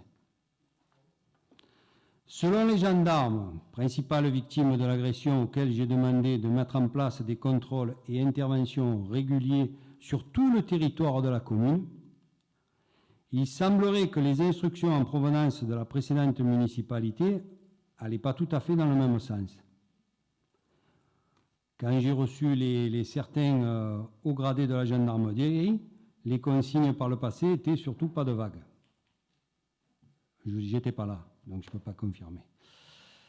Monsieur Orja, sachant que le sentiment d'impunité met un certain temps à se développer et que vous dirigiez encore la commune il y a 2 mois, ne croyez-vous pas qu'en dénonçant un tel laxisme, vous êtes en fait en train de vous accabler, vous et l'équipe que vous dirigiez?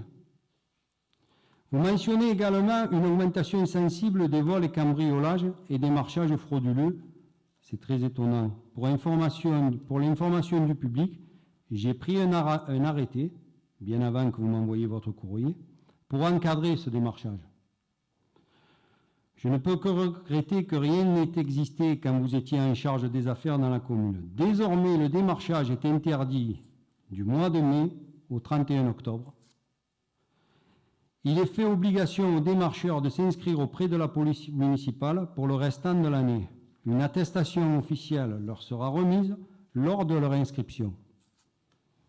Donc toutes les personnes que vous verrez passer devant chez vous et qui démarchent, en période où ils sont autorisés, ils devront être détenteurs d'une attestation faite par la police municipale. Quant au vol et cambriolage, qui selon vous aurait sensiblement augmenté cet été dans la commune, qu'avez-vous voulu dire? En page 5 du document de 20 pages que vous avez distribué pendant la campagne, sur le titre « La sécurité et les vrais chiffres pour notre commune, source de la gendarmerie de Carnoux », vous déclariez que les cambriolages pour l'année 2018-2019 s'établissaient à 41 avec une hausse de 10,8%. Selon la même gendarmerie de Carnoux, entre le 1er juillet 2019 et le 31 août 2020, 14 mois, le total des cambriolages s'élève à 42. Pour que vous compreniez bien la démarche dans laquelle vous m'accusez de laxisme, de tout ce que vous venez de dire avant et qui rejoigne un peu tout ça, le lendemain de cet incident qui s'est produit le 17, nous avons eu réunion avec Gilbert Carpentier et moi-même, avec les représentants du PSIG qui avaient été agressés sur la commune de Roquefort-la-Bédoule. Nous avons écrit de fait au préfet de police pour lui demander un rendez-vous urgent. Nous recevons le commandant de gendarmerie d'Aubagne et pour poursuivre les rendez-vous, le préfet de police nous reçoit vendredi après-midi pour faire état et le point de ce qui se passe sur notre commune. Et nous avons profité de cette occasion pour demander pour l'été prochain un renfort de garde mobile de façon qu'on puisse, comme ça se faisait par le passé, mettre des équipes en permanence sur le terrain de Roquefort-la-Bédoule. La situation, je l'assume pleinement. Je n'ai pas à me cacher. Ce qui s'est passé à la Bédoule, c'est très regrettable. C'est même une honte. Je vous le dis, c'est une honte d'avoir pratiqué de la sorte, d'avoir frappé, de s'en être pris aux forces de l'ordre. Simplement, c'est un constat qu'il faut faire, parce qu'il ne s'agit pas d'une situation, il faut aussi constater. Il faut constater que dans le centre-ville de Roquefort-la-Bédoule, à un certain moment de la nuit, il n'y a plus rien ni personne. Donc le village est laissé à des populations ou à des gens qui ont envie de créer des situations un peu conflictuelles et qui posent de gros problèmes pour la sécurité des riverains de Roquefort-la-Bédoule. De m'être déplacé le soir sur le terrain, ça m'a appris de comprendre certaines choses qui sont effectuées par certaines personnes, style des dérapages dans le centre-ville, style des situations que les gens sont au bord de la crise de nerfs. Et puis, quand vous m'accusez de dire que la Bédoule devient dans un état catastrophique, je pense que vous auriez pu vous demander si à un moment donné, il y a 2 ans, quand quelqu'un était venu à Jean Jaurès et avait tiré avec la Kalachnikov sur une personne, je pense que la situation aujourd'hui, elle n'est pas plus grave que celle qui s'est passée il y a 2 ans.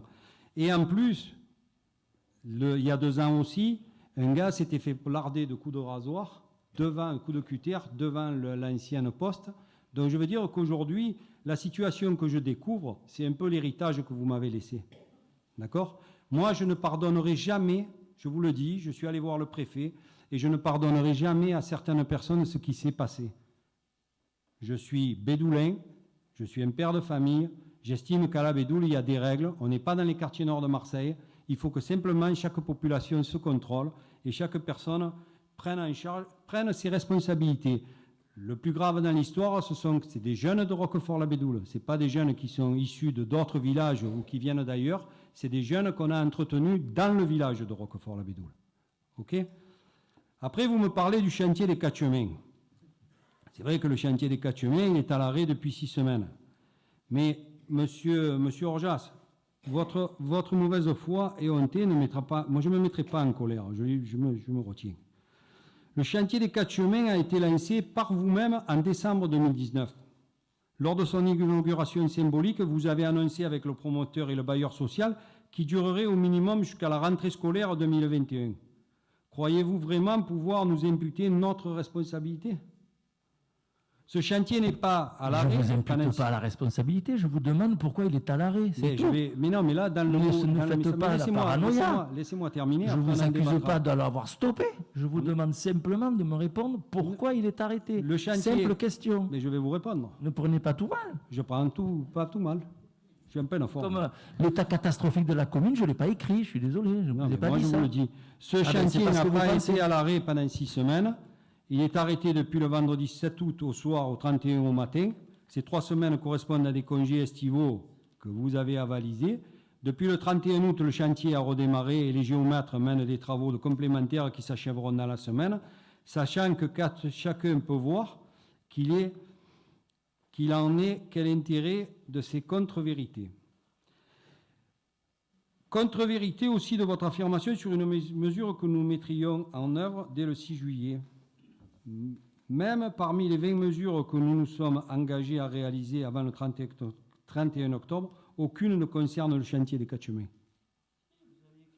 Modification du carrefour des 4 chemins par une synchronisation des feux tricolores. Mais oui. Si, vous l'avez écrit, je l'ai le truc. Bon, c'est ça dont je parle. En revanche, nous négocions avec le promoteur et devrions pouvoir annoncer très prochainement un rétablissement partiel de la circulation avant la fin de l'année.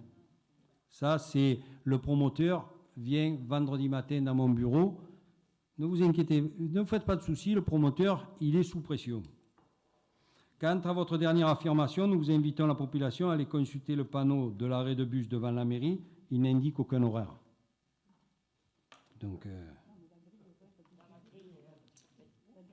en sachant que le panneau, la première version, devait être remplacé avant le 30 juin, et n'oubliez pas que le 30 juin, c'était encore vous le maire, c'était pas moi. La grille horaire diffusée mentionne l'arrêt mairie dans le sens Roquefort-Cassis. Roquefort-Cassis, c'est ça. C'est juste que la déviation est toujours d'actualité. De toute façon, c'est juste pour faire avancer les choses. On n'est pas dans le reproche. Quelquefois, j'ai l'impression que vous prenez tout mal alors que c'est dans l'intérêt général. Moi, madame, je ne prends rien mal. Je suis de bonne constitution. Simplement, quand dans votre lettre, vous accusez que la population se soulève, etc., je pense qu'au lieu de tenir des propos aussi enflammés que ça, il faut faire attention à ce qu'on dit, parce qu'aujourd'hui, la situation est telle... Je ne vous parlais que des arrêts de bus, monsieur. Non, mais moi, je parle du reste. Je parle de l'ensemble du courrier. Donc, je le dis et je le répète, la situation produite le 17 est inacceptable. On est d'accord. Elle est inacceptable. J'ai demandé à la gendarmerie de pratiquer à des contrôles, et non pas qu'à des contrôles de sécurité, mais à des contrôles de vitesse aussi, puisque sur le Roquefort-la-Bédoule, on a un problème de vitesse dans certains quartiers. Donc j'ai demandé à la gendarmerie de faire son travail, et elle a commencé, puisque le premier qui a été contrôlé pour alcoolémie, c'est moi. Donc, par un mec tout en noir, ils m'ont arrêté au rond-point de la ZAC Jérôme. Donc je veux dire par là, on ne peut pas m'empêcher, on ne peut pas me targuer de ne pas avoir participé. Et la police municipale va être dotée d'une caméra aussi. La police municipale va être dotée de caméras et aussi la police municipale va être dotée de 2 agents supplémentaires, puisqu'aujourd'hui, il y a nécessité à ce que la police municipale soit sur le terrain et fasse un travail de contrôle, puisqu'il y a beaucoup de situations aujourd'hui d'incivisme dans ce village, y compris sur le monument aux morts, sur lequel on combat cette situation, parce qu'il y a au moins le respect du monument aux morts que certaines personnes n'ont plus, d'accord ? Donc aujourd'hui, il n'y a pas de communautarisme à la Bédoule, je l'ai dit quand je l'ai été élu, et je maintiens cette ligne. Aujourd'hui, chaque personne est responsable de ses actes, ce n'est pas les communautés, mais c'est les personnes qui sont responsables de leurs actes. Donc chacun qui aura un problème avec la justice s'assumera. Et la séance? Je voulais juste préciser, il n'y a pas 6 semaines d'arrêt, il y a 3 semaines, qui a été validé par vous, parce que c'est les congés d'été pour l'entreprise. Donc c'était du 8 au 30, ils ont repris lundi, ils sont venus avec les géomètres, tout ça. Peut-être que vous ne les avez pas vus, mais ils étaient là. Et pour les horaires indiqués sur l'arrêt de bus, c'est vous qui avez écrit la question, c'est pas moi. Pourquoi les horaires indiqués sur l'arrêt de bus en face de la mairie? Ça a été bien précisé comme ça. Il n'y a aucun horaire, il y a juste marqué déviation qu'on a remis à jour aujourd'hui parce que vous ne l'avez pas fait vous. Non, vous parlez de l'arrêt de bus en face de la mairie, uniquement ça. Eh bien, il n'y a pas d'horaire. Et il ne passe pas par là le bus. Les horaires concernant cet arrêt. Bon, le débat est clos sur les horaires. De toute façon, il n'y a pas de débat dans les questions écrites. Allez. La séance est levée. La prochaine fois, si on peut élever un peu le niveau à certains moments, ça serait super pour tout le monde. Je vous remercie.